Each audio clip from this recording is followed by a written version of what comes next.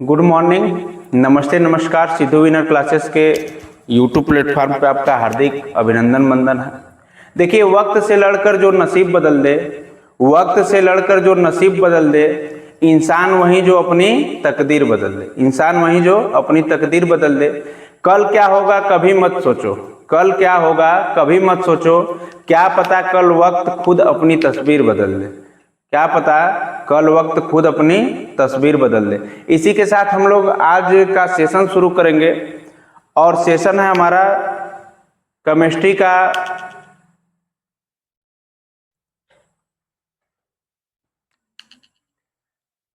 देखिए, आज का जो सेशन हम लोग पढ़ेंगे सजाती श्रेणी के बारे में पढ़ेंगे।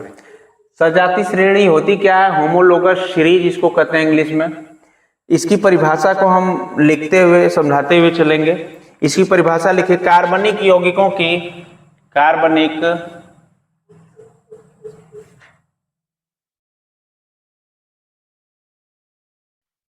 कार्बनिक यौगिकों की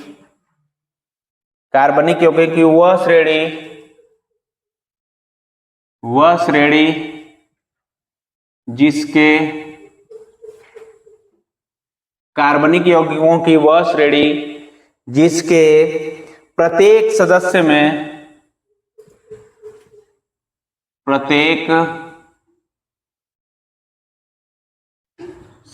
में समान क्रियात्मक समूह पाए जाते हैं। समान क्रियात्मक समूह पाए जाते हैं। ठीक है, कार्बनिक यौगिकों की वह श्रेणी जिसके प्रत्येक सदस्य में समान क्रियात्मक समूह पाए जाते हैं सजाती श्रेणी कहलाती है।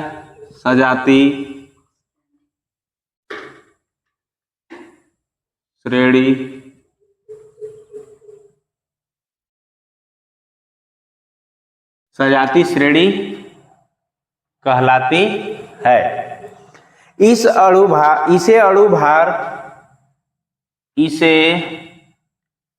अणुभार 14 या 14 के अंतर से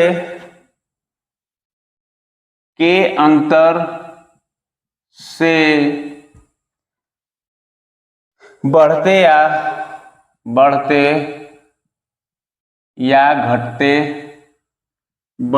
घटते क्रम में रखा जाता है।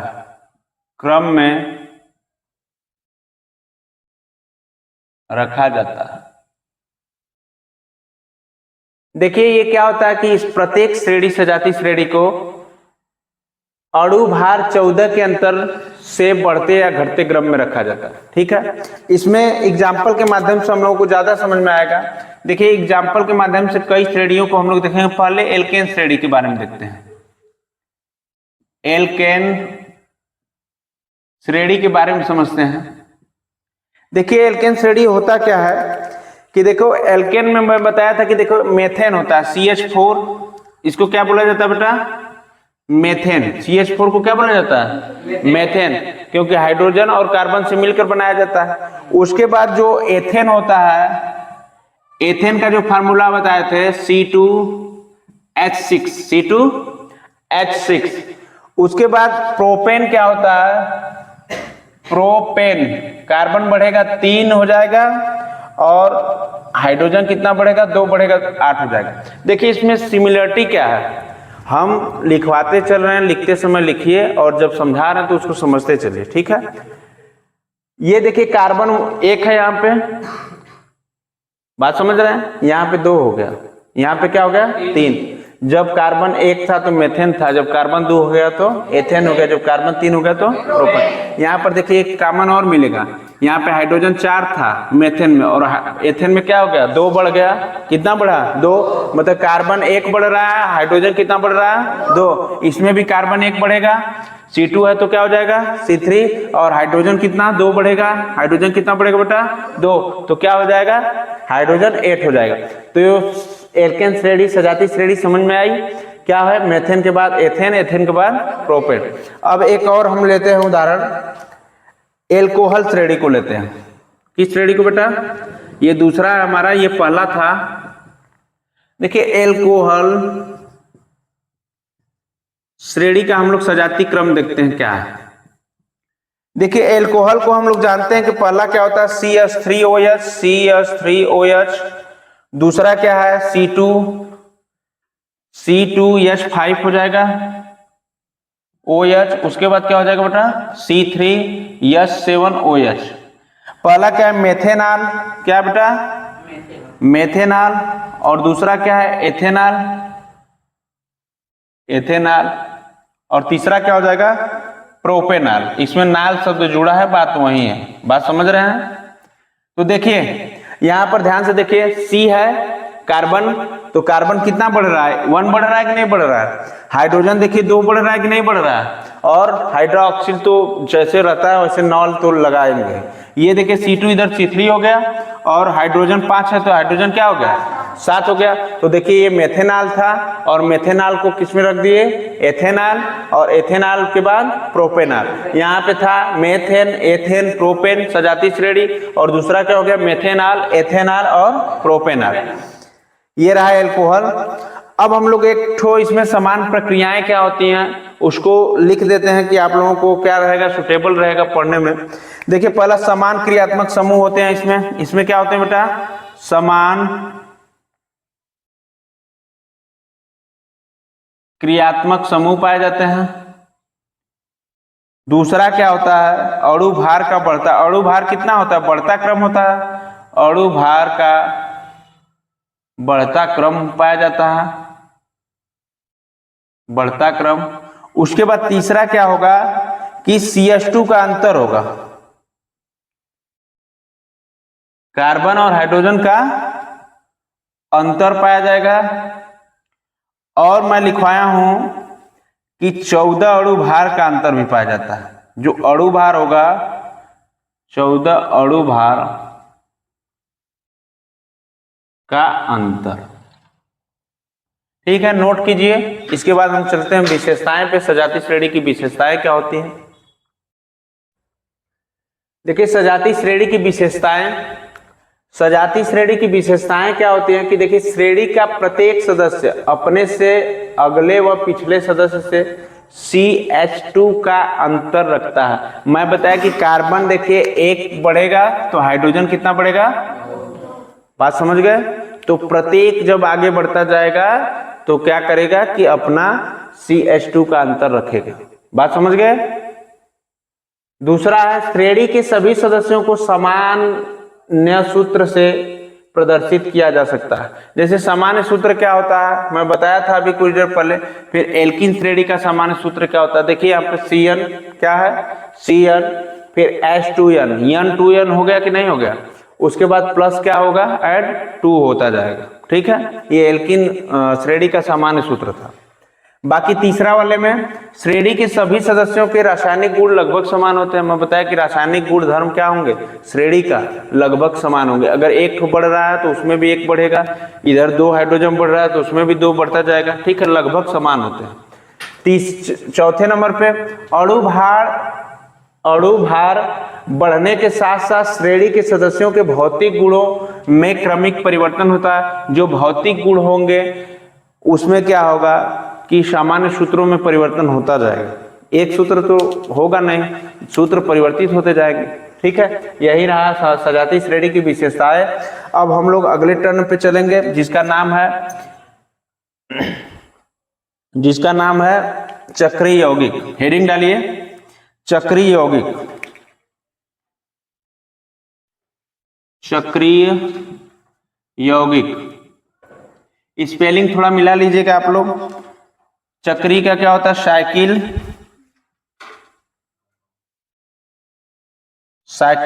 कंपाउंड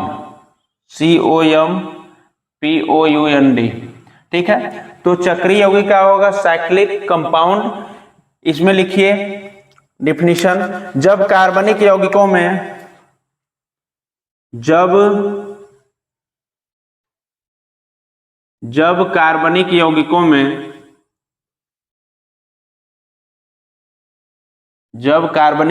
में उपस्थित जब कार्बनिक यौगिकों में उपस्थित कार्बन एक दूसरे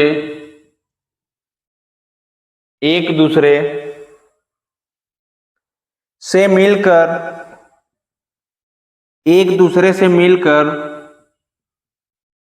वलय करते हैं,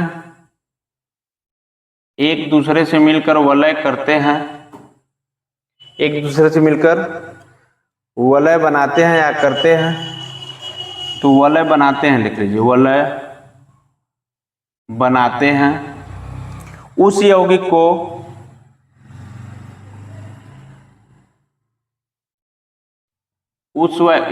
को चक्रीय यौगिक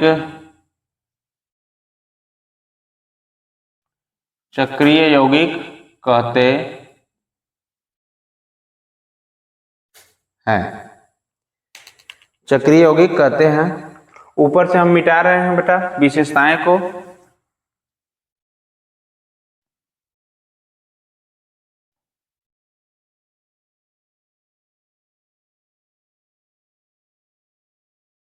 देखिए अब इसके हम लोग एग्जाम्पल्स के माध्यम से इसको समझा जाएगा।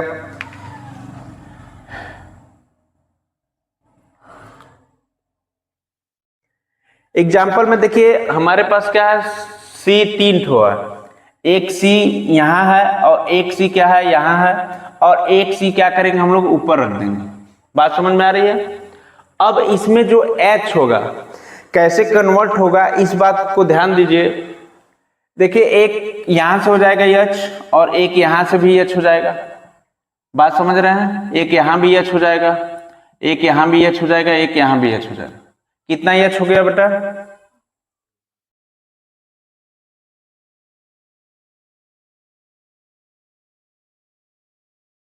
एक, दो, तीन, चार, 5। हमको कितना चाहिए? C3H7 चाहिए, तो 4 इधर हो गया, 5 ये 6 हो गया। और एक ठो कहां बन सकता है? एक ठो और कहां बन सकता है?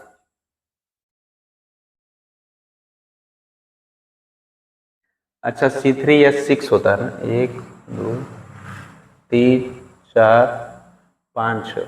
ठीक है, ये सूत्र किसका है? C3H6 किसका है? थोड़ा देखिए, ये जो है प्रोपेन का है। किसका? प्रोपेन का। और बात आती है किस प्रोपेन का? तो एल्काइन प्रोपेन का या एल्किन प्रोपेन का। ठीक है, एल्किन इसलिए बोलेंगे, सुनिए कल हम पढ़ाए थे एल्किन एल्काइन, जिसमें डबल बांड, ट्रिपल बांड और वन बांड। तो इसमें क्या है, वन बांड है कि नहीं है सब में, तो इसको क्या बोलेंगे? Alkene propene. क्या बोलेंगे? Alkene propene. ये क्या रहा हमारा? C3H6। ठीक है, अगला दूसरा ट्राई करते हैं। बेंजीन की संरचना बनाते हैं हम लोग। ये सबका हो गया है।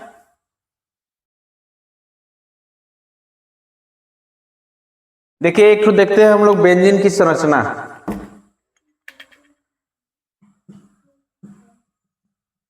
बेंजीन की संरचना मैं बताया था बेटा कि एक बांड होगा तो एल्कीन हो जाएगा। ये प्रोपेन का है तो उसमें क्या जोड़ दिए? एल्कीन जोड़ दिए, एल्कीन प्रोपेन हो गया। अगर डबल बांड रहता तो क्या हो जाता?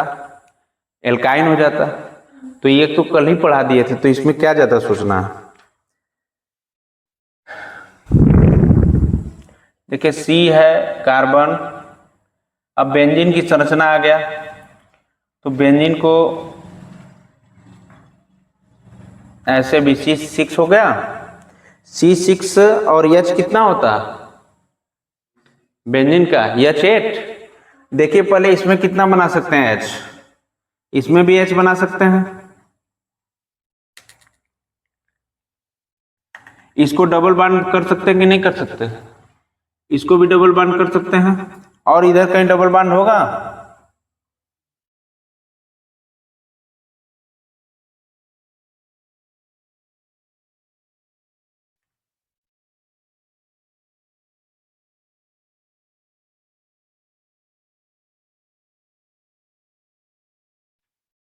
एक H, एक यहां से H निकलेगा, यहाँ H और एक यहाँ, कितना हो गया, 1 2 3 4 5 6, 6 हुआ।